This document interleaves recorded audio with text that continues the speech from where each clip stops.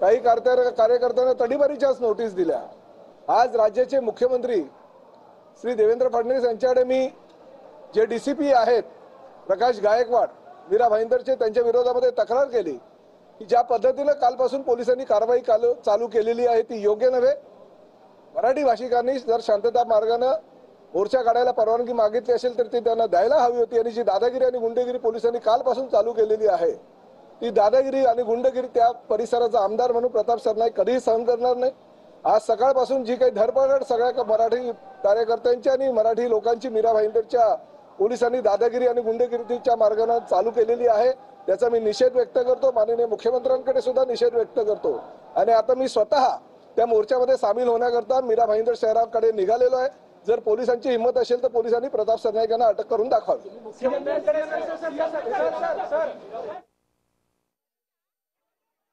आक्रमक भूमिका घेतलेली आहे प्रताप सरनाईक यांनी म्हटलेलं आहे की मी स्वतः आता या मोर्चामध्ये सहभागी होणार आहे। मीरा भाईंदरमध्ये पोलिसांनी गुंडगिरी सुरू केली आहे असं प्रताप सरनाईकांनी म्हटलेलं आहे। परिवहन मंत्री प्रताप सरनाईक हे सरकारचे प्रतिनिधी मात्र ते देखील आता या मोर्चामध्ये आपण सहभागी होणार असल्याचं सांगितलेलं आहे। आपण मीरा भाईंदरकडे निघालो आहोत असं देखील सरनाईकांनी म्हटलंय। त्यामुळे एकीकडे